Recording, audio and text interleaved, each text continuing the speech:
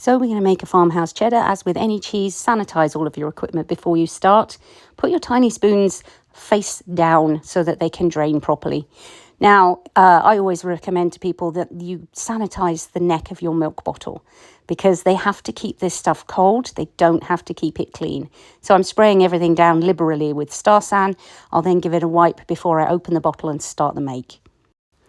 So I'm using 3 jugs of milk. There's 4 litres in each jug, which makes 12 litres, or roughly 3 gallons. I mean, I know there's a difference between gallons in the States versus everywhere else. It's roughly the same. The amount of difference is pretty negligible, to be honest. So we're going to add the milk. We're going to bring it up to temperature, and then we're going to start with the ingredients. One thing to note is if you're using a stainless steel pot like this and it does have riveted on handles, you want to make sure your milk level does not come up over those areas, okay? Keep your milk below the level of those riveted handles because as the pot is warmed and cooled over time, they will become loose and you can get debris in there, you can get contaminants in there. So just make sure that you don't go above this level. We're aiming for 90 degrees F, which is 32 degrees C.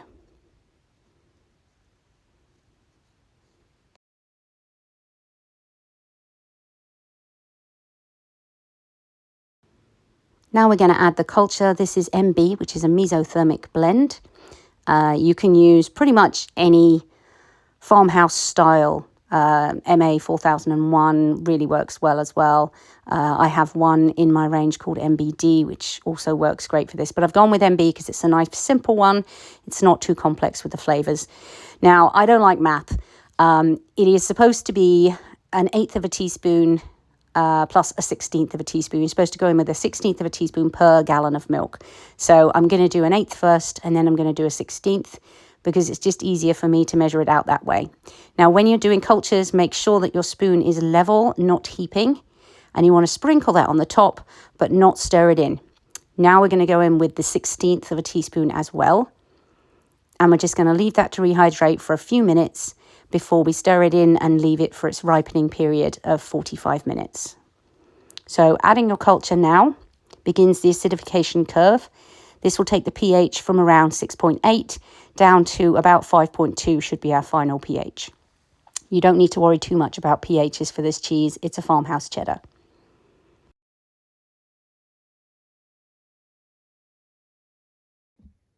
And just 5 minutes to let that rehydrate.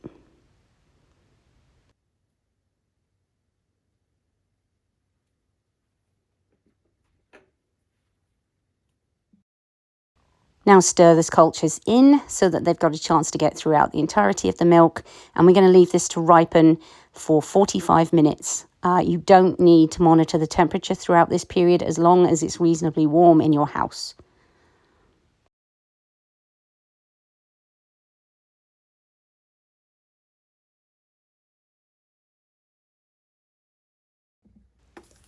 Whenever you're adding liquid ingredients to your cheese, you should water them down. I tend to use bottled water. You can use cooled, boiled water. If you're on a well, you definitely need to boil your water. If you're on city water, if you boil it, it will take the most of the chlorine out. So I've got some non-chlorinated water in a small bowl. That isn't a hair in the bowl, it's a crack in the bowl. And yes, it does irritate me. I'm adding calcium chloride because this is store-bought milk. The guidelines on this is 1/4 teaspoon of calcium chloride per gallon of milk. So I'm going to go in with 3/4 of a teaspoon of calcium chloride mixed into the water and then pour that into the milk and stir it through. Now that the cultures have done their work, I'm going to add neutralac to this cheese. This will take any of the remaining lactose out of the cheese so that we have a lactose-free cheese. One of my friends is lactose intolerant. This is entirely optional if you don't want to add that. Now we're going to use single strength calf rennet here. This has got an IMCU of about 300. It should say on your packet what the IMCU is. It should say the dosage. Now we're going to go in with 1/4 of a teaspoon per gallon again, so 3/4 of a teaspoon of rennet. And we're going to stir this in using an up and down motion for no more than 45 seconds. You want that milk still within 45 seconds of stirring it in, okay? So we use an up-down motion because rennet likes to float and we want to mix it throughout the milk completely.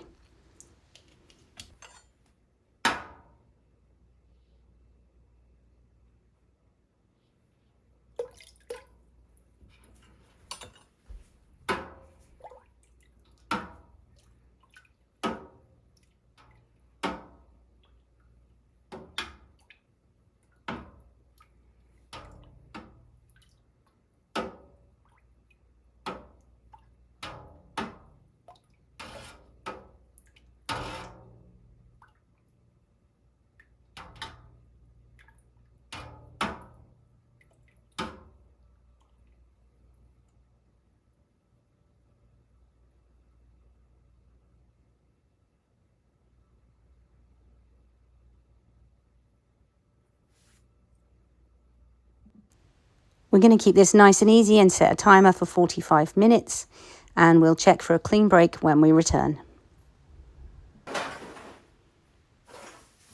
Okay, I'm not thrilled with that as a clean break. It is setting, it's coming, but it's not there. It's not as firm as I would like it to be. Now, this is store-bought milk. Sometimes this happens. It is September, so, you know, it might be a little chilly in my house. It's not setting as correctly as I would like. So I'm going to give that another 15 minutes.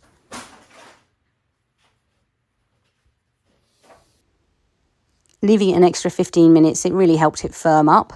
So I'm now cutting the curd into 1/2 inch or inch strips in one direction and then strips in the other direction to make a checkerboard pattern.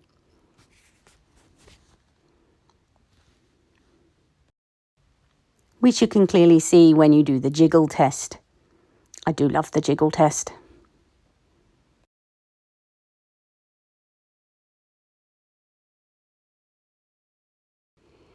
Now, bearing in mind, I had a sloppy curd set initially. Having waited 10 minutes after the curd cut, I'm going to slowly, and I haven't messed with the speed on this, really slowly, just drag the spoon across the bottom of these columns. Now, remember, I haven't cut any horizontals. I just cut the verticals, but you can see the whey pooling already.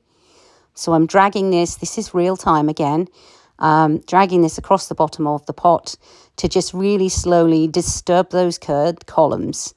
And also that will create horizontal cuts. This is a big round skimmer I've got in here. Now I'm going to do one drag across the bottom of the pot and that's it. Then I'm going to stop and wait for 7 minutes. Now I'm going to spin around to the side of the pot and I'm going to do the same thing. Just a really slow drag across the bottom. This is because I had a really sloppy curd to start with and I don't want to risk shattering these curds any more than I have to. So if you've got a nice good curd set, you don't necessarily need to stir this slowly. Now I'm going to leave this another 7 minutes and then I can start to stir more normally as we try and expel the whey.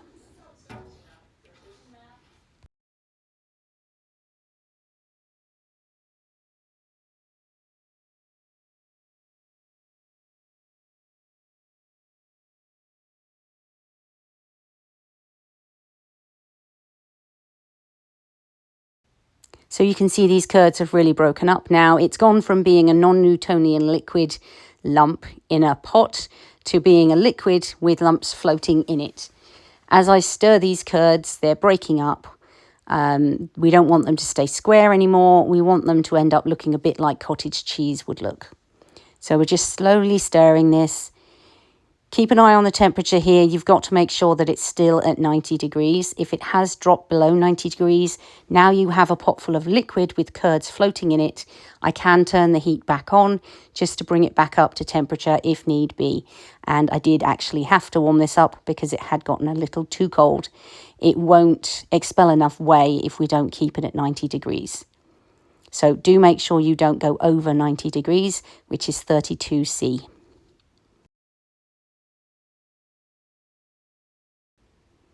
So if we're counting the time from the end of cutting the curd and waiting for the 10-minute healing period, we're now looking at 20 minutes of stirring.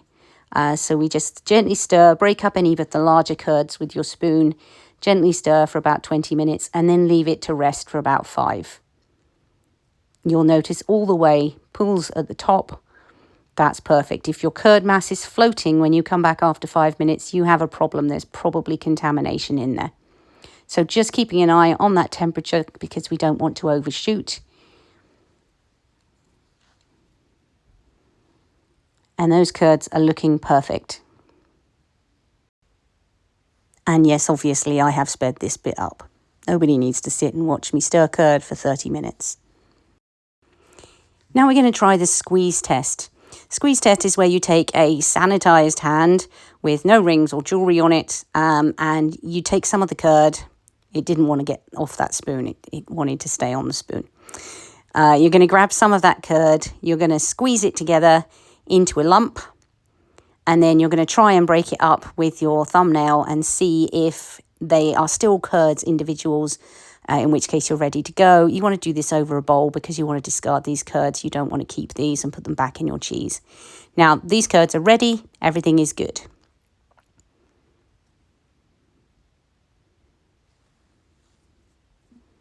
It's now time to drain your curds through a sanitized cheesecloth into a sanitized strainer over a sanitized bowl or bucket. You want to do this slowly and gently because if you were to pick the pot up at this point and pour those curds in, they are hitting a solid metal substance and they will shatter. So it's worth the time at this point to use a ladle, get the curds away, put it all through, and just do it nice and slowly.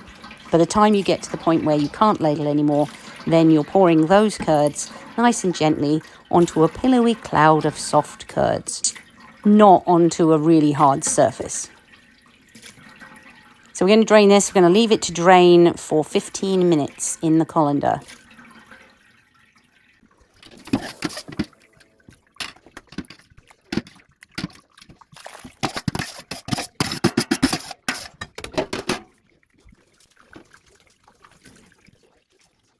Don't do that. Wait.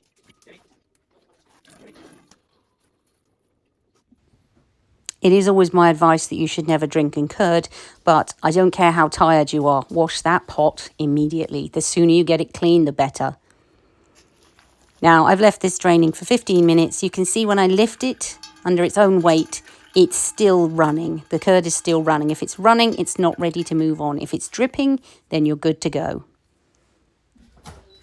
Once you get to the dripping stage, then you can place your sanitized mold in the area. I've got mine in a bowl so it doesn't leak everywhere because I don't particularly want whey all over my stove. And we're going to just lower that curd bag into there. Then we're going to open the curd bag out. We're going to put one piece of cloth across the top. Just tuck it in, get rid of any schmutz that may have arisen, and then place the follower in on top. We're just kind of tucking that in the edges. Because it's got straight edges on this mold, it's not a nice round mold, it's a nice hexagonal mold. You just have to check that you don't have any of the cheesecloth sort of wedged in the corners there. And then I tend to just roll the cheesecloth to get it out of the way.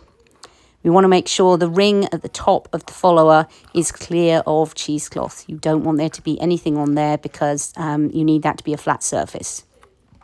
So we're just persuading it down into the mold before we put it into the press. Now, if you see the whey weeping out of the holes, then it's working fine. You've got the right amount of pressure. And yes, I've got a follower extension device here in the shape of some Campbell's soup. So we press this at 10 pounds, 10 minutes, 20 pounds, 20 minutes, and about 30 pounds overnight. You've got to think this is a farmhouse recipe, so it's designed for your average farmer's wife who is busy. So you can just see the whey crying out of the holes there. That's perfect. If it's squirting, you're pressing too hard. If it's not coming out at all, you're not pressing hard enough. So learn to look at the whey, not necessarily listen to the weights that you've been given by recipes. Weights are important, but watching the whey, much more important. Okay, so it's the next day now. I've got nice, clean, sanitized hands. I've got a sanitized knife. I'm going to take this cheese out of the mold. After the second flip, I did take the cheesecloth off. So I've got a lovely cheese with no cheesecloth on it. It's made a nice smooth rind, nice good knit. Quite happy with that. There's a couple of wrinkles and crinkles on the top, but, you know, we've all got a couple of wrinkles nowadays. So I'm just going to use a sanitized knife to take off the excess on that lip because that's going to get in the way when I want to cloth bind this when it's finished drying. So I'm just running a sanitized knife across the edges.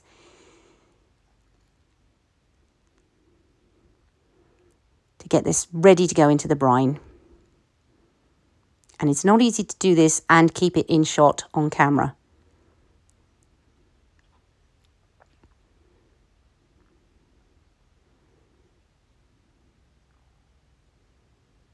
There we go. So this is an unsalted piece of cheese. You can eat it if you want to. I tend to just give it to my dogs because they're always quite happy when I'm making a cheese. Not overly worried about the creases and cracks and stuff. We've got a nice flat surface on one side. By the time this has been brined and dried, it'll be perfect for cloth binding. Now the brine, which I have a separate video on, so I haven't bothered including it here. I've used a saturated brine for 8 hours for this cheese. It's a 3-pound cheese. Okay, so this has been aging in my cave. This has been 2 weeks probably. That's too long. My September got away from me. I should have cloth bound this a week ago. It takes about 5 to 7 days for a cheese to be dry enough that it can be cloth bound. So this one actually, you can see here, it's dry just a little bit too much. So I'm going to get this cloth bound ASAP. What you need is you need flat pieces to cover the flat side. You need 4 of those. And you need long strips to go all the way around the outside. Okay? So 2 long strips, 4 flat pieces. We're going to go flat piece, strip around the outside. Flat piece, strip around the outside. Now, obviously, my hands are sanitized. I've removed my jewelry. The cloth is sanitized, the sideboard, everything's here. The scissors, everything's been sanitized. You want to try and keep this as clean as humanly possible, because if you make a mistake now and you get contamination in under the cloth binding, you're hooped. It will kill the cheese. It will ruin the cheese. Okay. There are, by the way, some dents and cloth marks on this cheese from when I made it. It's perfectly fine. You'll get away with it. Okay, so I'm going to change camera angle so you can see properly what I'm doing, and let's get at it. Okay, so I have about 1 inch of lard, you know those blocks of lard you can get. Well, I took about 1 inch of that and I warmed it up in my microwave. We're going to soak each piece of cloth. You're going to wring it out. You don't want it dripping everywhere. This is going to get messy enough. You don't need to make it any messier. Now we're just going to smooth the piece of cloth onto the cheese. Initially, it really won't want to stick, but you're going to encourage it. The cheese is relatively cool from my cave. It's been about 12 degrees in there. So we're going to tuck down those edges, those corners, go all the way around. They wrap all the way around. It's really handy to video this, actually, because then when I come to unwrap this, I'll know exactly where my edges are if I can't see them. Super handy for me. Just smoothing down the whole of the piece of cloth, trying to get every single one of those edges. And yes, obviously, I've sped this up so you don't have to sit through it. So we're going to do a flat piece on the top, a flat piece on the bottom, and a strip around the outside. And then we're going to start all over again and do a flat piece on the top, a flat piece on the bottom, and a strip all the way around the outside. Try and be as careful and tidy as you can with your edges at this point. You want to try and tuck every single one of those edges in, just so you get a nice smooth coat to this. Now we are going to put it back into a mold, put it back into a press, and press for about 10 pounds for about half an hour, just to try and press this cloth really directly into contact with the rind of this cheese. But take some time here. Try and get it as flat as possible. You might find that your fat starts to harden up, especially if it's cooler in your house. If you need to, you can warm it back up again. I didn't have to, but you may find that to be an issue. As I was getting to the end of doing this, it was definitely starting to firm up in the bowl there. So get it as flat as possible. You will find that you use pretty much all of that oil. As I said, I used about 1 inch, which equates to about half a cup, according to the packaging size. There's a little chart on there. So we've got this as flat as we can do. We're going to pop it into the mold. We're going to press it, and then we're going to put it into the cave to age properly. Now, my top tip for when you're doing a cloth bound cheese and you're putting it back into the mold, but it's covered in lard, is always give yourself an extra strip of cheesecloth over the top of the cheese. You're not going to press this in, but it's going to help you when you come to lifting this thing out of the mold. It's going to make life a lot easier, trust me. So we're going to put this into the mold with its little strip underneath, just so we've got a way of pulling it out when we get to the other end of pressing. And we're pressing about 10 pounds for about half an hour.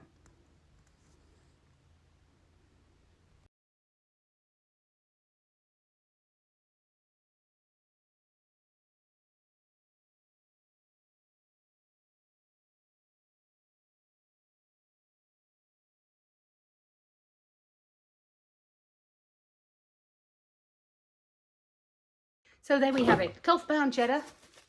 This is going in my cave on a drying mat.